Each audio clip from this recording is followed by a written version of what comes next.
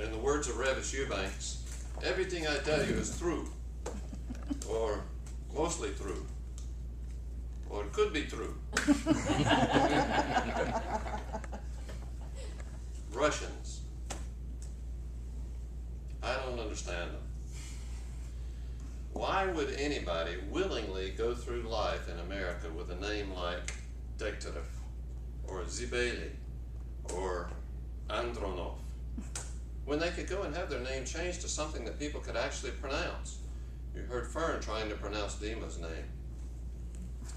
I have a small electronics business, Mathis Electronics, and my general manager is Dima Kazantsev, or something like that. We travel together some. We go to conventions and seminars and so forth, and sometimes Dima takes care of the travel arrangements. And so we go into the hotel, and Dima says, "We have a reservation." The lady says, "What's the last name?" "Kazantsev." What's the next question she's going to ask? How do you spell that? So Dima starts off K-A-Z-A, yada, yada, yada, yada, yada. And I'm standing there going, and then when he finally finishes spelling his name, she goes, "Reigerscramp."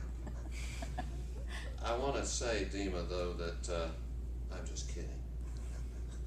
Really, just kidding.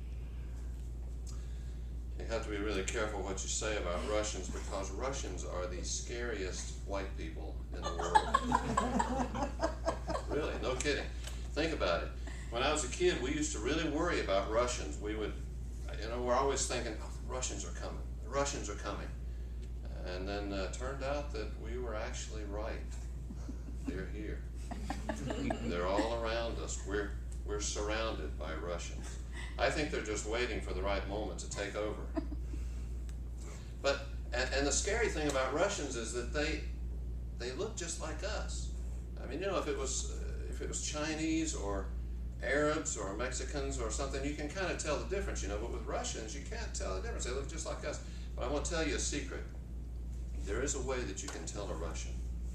Look at their shoes.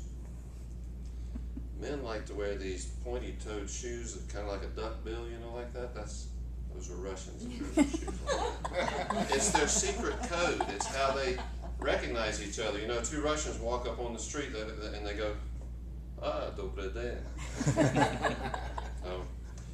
But at Mathis Electronics, I have like half of my workforce is made up of Russians.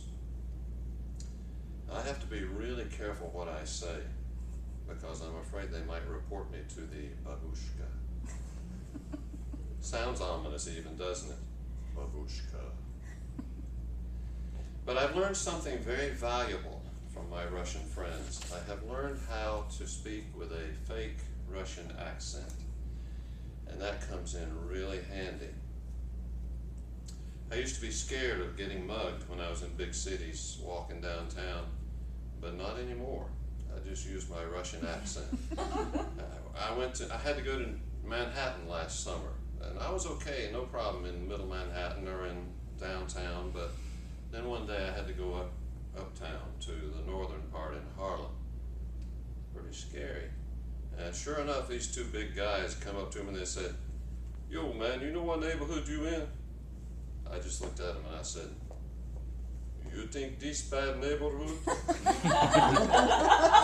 Problem solved. They were gone, man. They didn't want anything to do with me. But then I got lost. I couldn't find my way to the subway, and so I asked this guy. I went up to this guy, and he looked like an American to me. I should have looked at his shoes. But I said, "Can you help me find the subway? I'm lost." He says, "The subway? Yes. You go this way and turn right, and then you go down."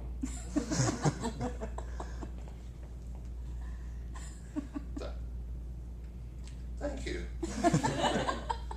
I have to buy a newspaper first. See you later.